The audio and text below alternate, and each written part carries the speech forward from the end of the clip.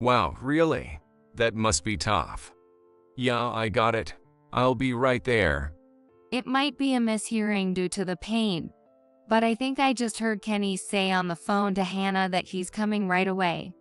My sister Hannah was going to her favorite band's concert, but the train stopped due to an accident, and she can't get there. I'll go give her a ride. After saying that, Kenny opened the door of the back seat where I was sitting. You can get to the hospital on your own. He quickly got me and my luggage out of the car, curled up in pain. You should be able to get an ambulance in your condition. Listen, call 911 right away and ask for help. I won't forgive you if anything happens to our heir. With that, he drove off. Please, help me.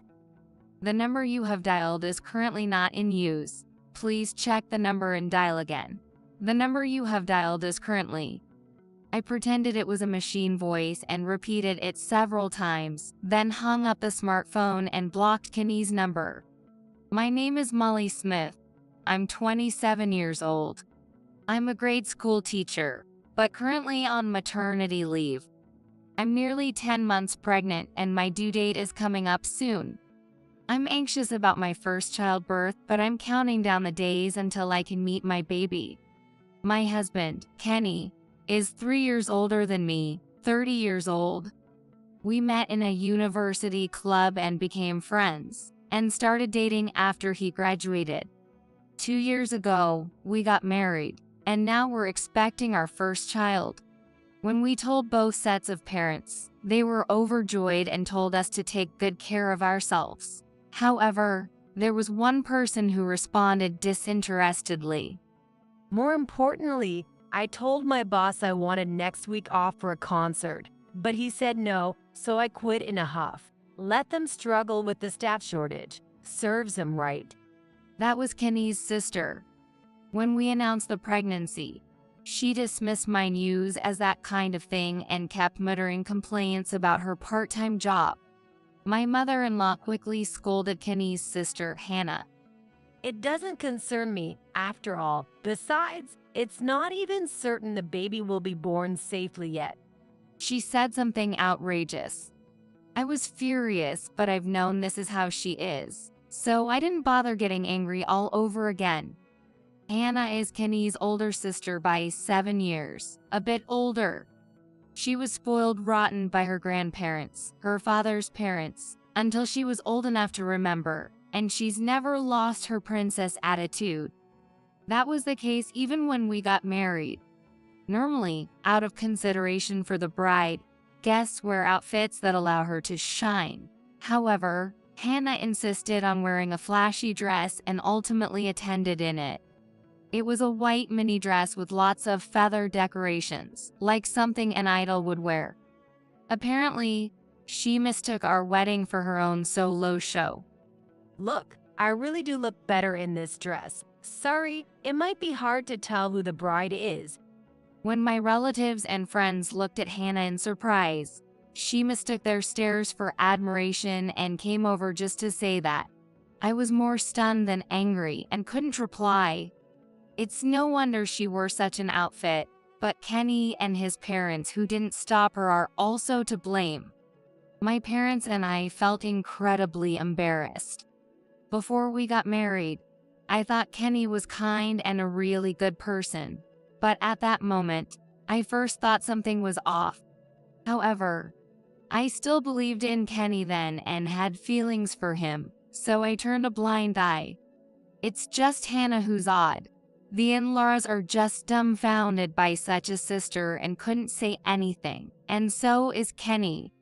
I tried to convince myself of that. A little after starting our new life, there was a field trip for the second graders I teach. The destination was a planetarium in the city. Taking smart children out of school is nerve-wracking. You have to make sure no one gets lost or involved in an accident until you get back to school. They say the trip isn't over until you get home, and that's exactly right. I had to stay alert the whole time.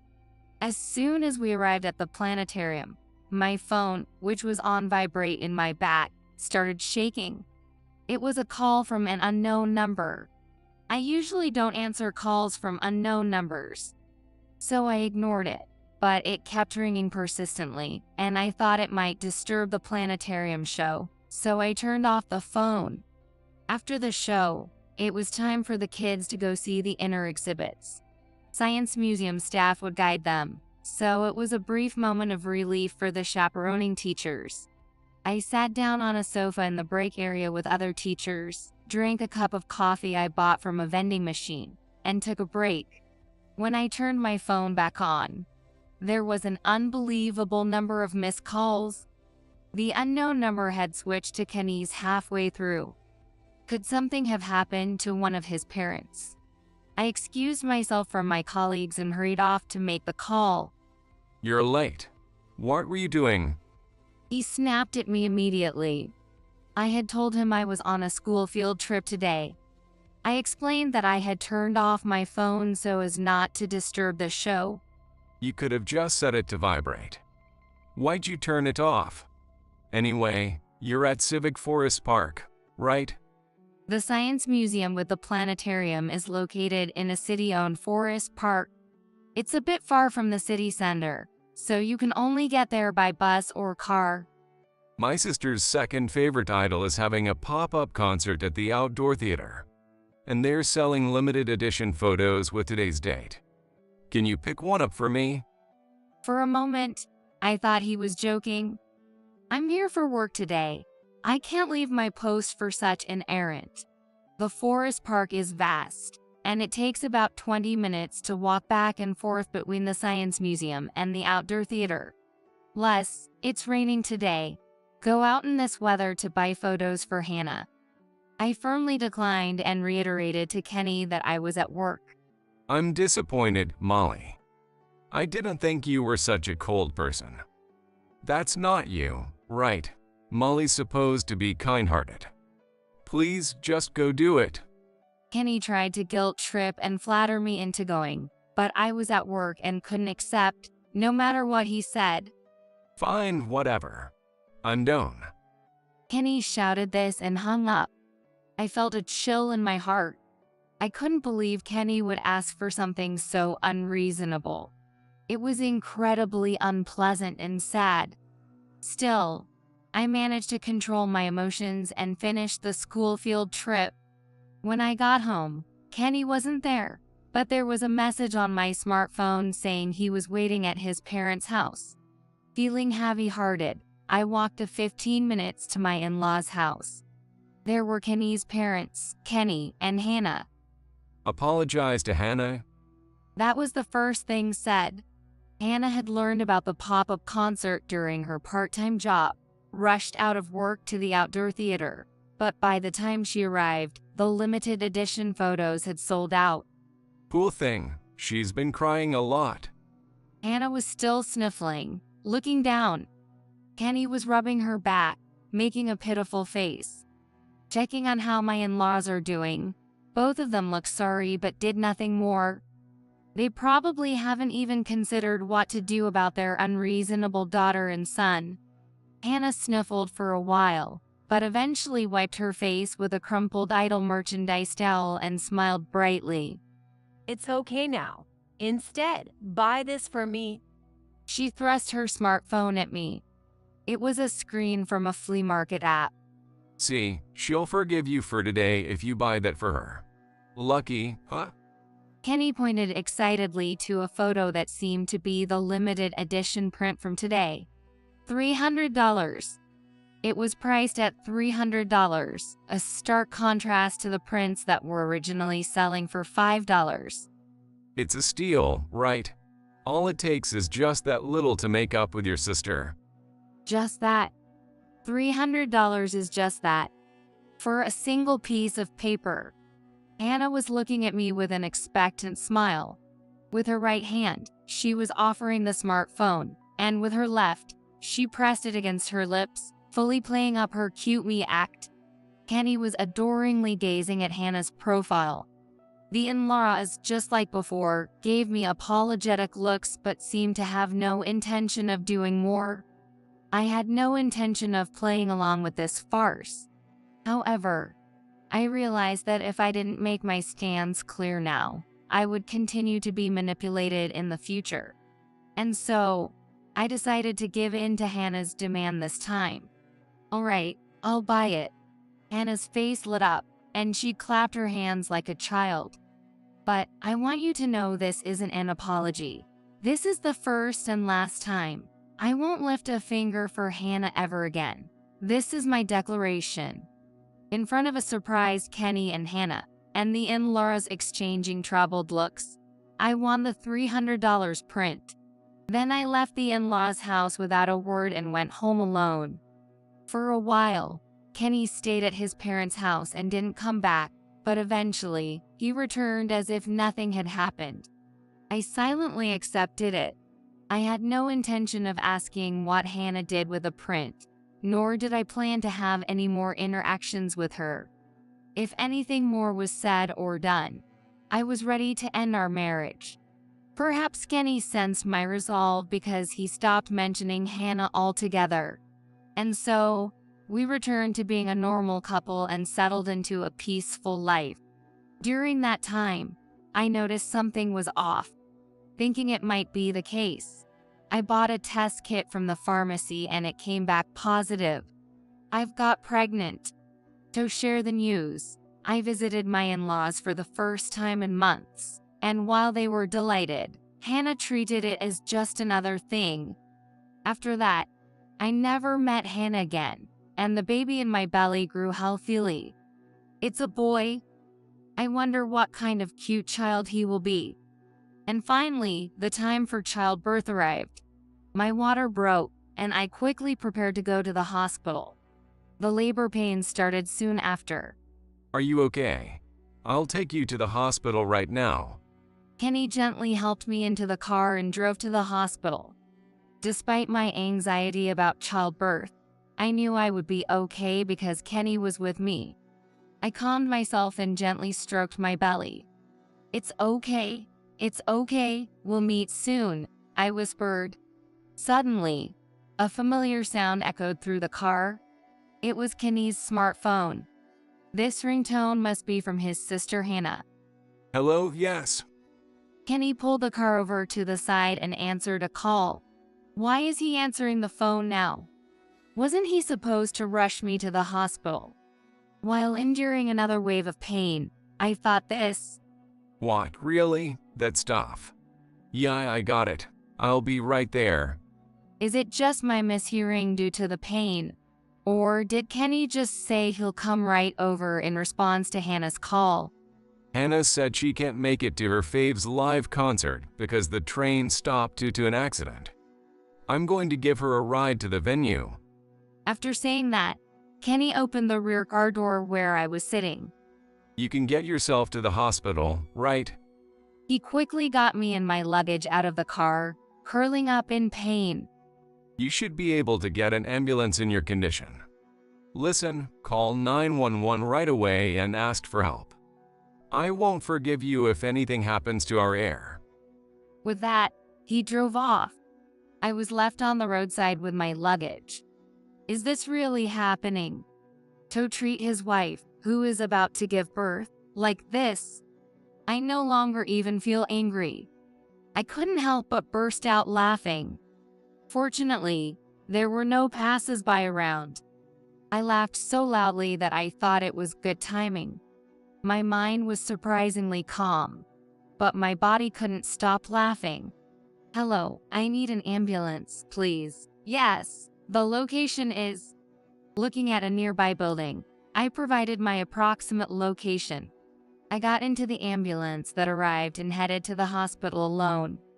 The hospital quickly admitted me and started preparing for childbirth. I called my parents and calmly explained what happened today.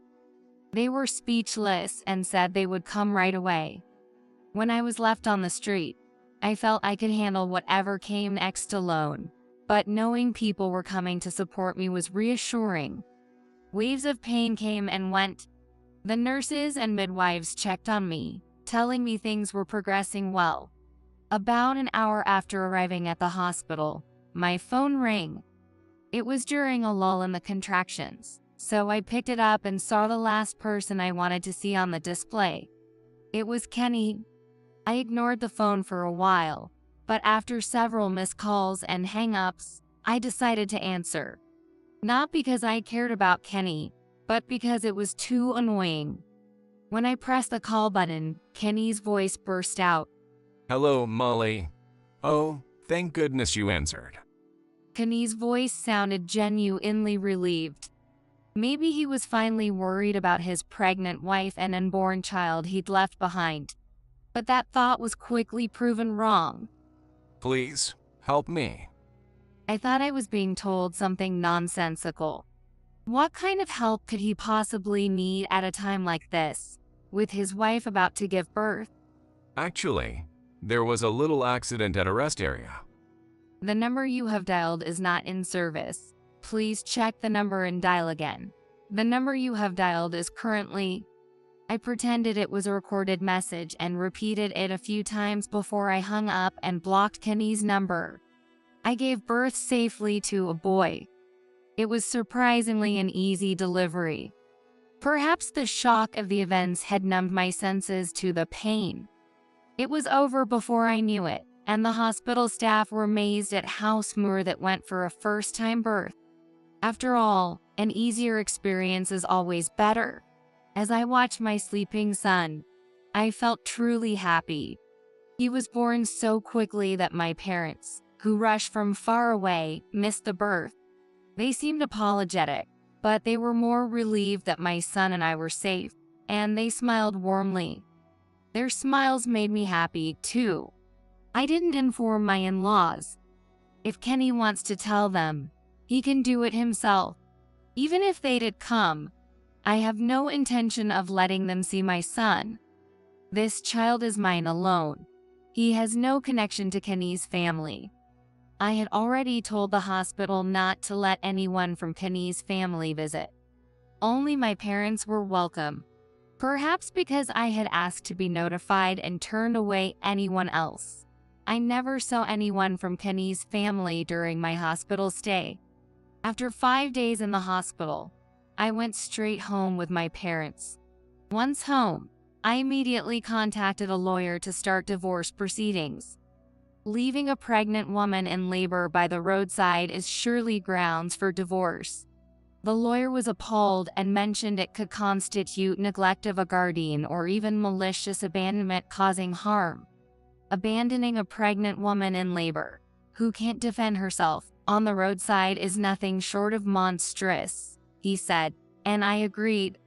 Incidentally, Kenny had called for help that day, but I had already shut down any communication from his family, so I remained unaware of what happened.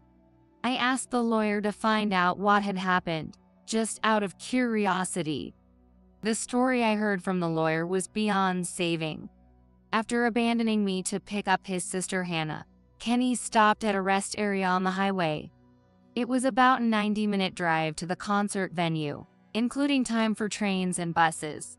Hannah, who had left home with plenty of time to buy merchandise and take photos, decided to eat something on the way. Of course, at Kenny's expense. After eating a specialty meal at the rest area, they were about to head to the venue when Hannah flung open the car door and hit the car next to them. This is what's called a door ding. She hit it hard enough to cause significant damage to the door of the car next to them. Normally, you'd apologize to the car owner, call the police or insurance, or take some action, but incredibly, they decided to flee. No one's looking right now, we're good. Besides, if we're late, we'll miss the concert. As Kenny was about to drive away after hearing this, the owner of the car came back. And to make matters worse, there were 4 rather intimidating-looking guys. Surrounded and unable to drive away, Kenny was dragged out of the car and scolded for trying to flee. Meanwhile, Hannah was pleading with these tough guys, saying she needed to leave or she'd be late for the concert. It's one thing to be indulged with ridiculous demands within the family, but it's unrealistic to expect strangers, let alone the victims of your actions, to comply. Hannah desperately tried to charm and beg, But honestly, only her family would think she's cute. Of course, the victims weren't going to accept her pleas. Fearing she wouldn't make it, not just to the concert, but even to the merchandise sale before it, Hannah started screaming and crying loudly. The tough guys were lambasting them for trying to escape. Hannah in her flashy concert attire was wailing. Service area employees and customers gathered around, causing a huge scene. Distressed, Kenny called me for help, which is bewildering. What was he thinking? Did he forget that I was on my way to the hospital in labor? Or did he expect that I'd pause my childbirth to come and rescue him? Maybe he wanted me to drive Hannah to her concert. That might have been his idea of help. Regardless of the reason, going there to help was out of the question. Even if I were in any normal condition, I'd decline rushing to such a scene. They need to handle their own problems. It turned out Kenny hadn't insured his car. I had given him money from our budget because he said it was necessary, but it appears he'd been diverting those funds. That money went to Hannah's allowance. At 37, Hannah still works part-time because she's following an idol group. She could find a decent job if she wanted, but she refuses because she wouldn't be able to take time off for concerts. And it seems she often quits these jobs on a whim for wanting a day off, or gets fired for taking too many. She frivolously spends a bit of money she earns and the allowance she gets from her parents, and of course, she mooches off Kenny too. Kenny had been giving her the car insurance money as allowance and pretended nothing was amiss. The accident involved a luxury foreign car. The repair costs would be entirely out of pocket. I refused his absurd suggestion that we should work together to pay it off. The divorce discussions were contentious. Kenny was furious with the lawyer, unable to understand why he should be divorced. I was just trying to get my sister to a concert on time. Who could have predicted such an accident would happen? Yeah, Kenny did nothing wrong. It's those guys who are to blame, making such a big deal over a little scratch. They ranted bitterly about the victims, and apparently, after that, they started bad-mouthing me. It seems that Kenny thought my wanting a divorce was because of that accident. Molly is being childish for wanting a divorce over a minor car accident. Tell her to stop fooling around and come back home right away. That's right, just over that. After criticizing the victims, they started a parade of insults about me. Kenny and Hannah both were running me down, and the in-laws just sat there silently with troubled faces. I could imagine it as if it were happening right in front of me. When the lawyer told Kenny that the main reason was not the accident, but abandoning a pregnant woman halfway through, Kenny seemed genuinely shocked. What? Over that? But Molly got to the hospital by ambulance and gave birth safely, right? There wasn't any problem, was there? It's really being blown out of proportion. Yeah, and Hannah was about to miss her concert because the train stopped, right? Wasn't it natural for me to drive her? Kenny smugly stated this, and Hannah nodded vigorously in agreement next to him. Of course, the in-laws just sat there with troubled expressions. The lawyer mentioned he was getting a headache trying to figure out how to explain the situation. He carefully prefaced that the divorce had nothing to do with the accident and that issues should be resolved on their side. Then, he explained how serious Kenny's actions were. Despite repeated explanations, Kenny kept insisting that everything turned out fine since I managed to get to the hospital on my own and nothing happened. However, after the lawyer persistently explained that both the baby and I could have been at risk, and Kenny could have faced legal charges if things had gone wrong, he finally seemed to grasp the gravity of the situation. He turned pale, began to tremble, and asked if he and Hannah could get arrested. Even then, he seemed more worried about himself and Hannah than about me and the baby, the lawyer reported with a tone of pity. It was a struggle, but the divorce was finalized successfully, and I was free from Kenny and his family. I felt relieved, but Kenny was clingy, continuing to call persistently and send messages on social media asking for reconciliation. It was so annoying that I had to block him again, and when I did, he started sending letters to my parents' house. According to Kenny's letter, he didn't expect me to be so upset over such a thing. Since the childbirth went well, isn't it harsh to divorce over just one mistake? You were supposed to be more forgiving. Give me another chance. Don't you want a daughter next time? It's sad for our son to be an only child. Besides, our son is the heir to the Smith family. Give him back. If you do, I'll acknowledge you once again as a daughter-in-law of the Smith family. It's not a bad deal, is it? It started off humbly but gradually took a more condescending tone, obviously influenced by Hannah, as indicated at the end of the letter. So, my sister says she's willing to forgive you now. Think it over. I could predict it from the moment I started reading the letter, but I almost laughed reading it, and by the end, I burst out laughing. Once I had the lawyer reiterate a no-contact order and mention that any further contact would result in an increase in damages, communication stopped abruptly. I can only wryly smile at how quickly he backed off once money was involved. It seems money matters more to them than the important heir. From the in-laws, there has been nothing. From the beginning to the end, they've been like extras in a drama, just background characters. They haven't expressed any desire to see their grandchild, so there's no need for me to say anything either. Since I can't trust the entire family, I demanded a lump sum payment for alimony and child support. I couldn't bear the thought of enduring a relationship with them over the years, and I anticipated they might stop making payments eventually. The total, including my payments, accident repair costs, and other fees, was substantial. Kenny took out a loan against his parents' house in his name to pay it all at once. I hope it doesn't come to them losing their house, but that's no longer my concern. Even the combined alimony and child support won't be enough to raise a child to adulthood. Once I'm feeling better and my son is more settled, I plan to return to work as a teacher. Fortunately, my parents have offered to help, and I'm sure we'll manage somehow. I want my son to think for himself and be able to live independently. Not like his father, who was only connected by blood, nor like Hannah.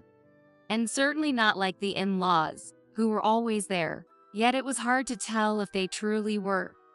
Though my marriage ended disappointingly, I am grateful that it gave me my son. From now on, it will just be the two of us, living happily. And if there's a new person in the future who loves my son and me, I won't hesitate to embrace that new happiness.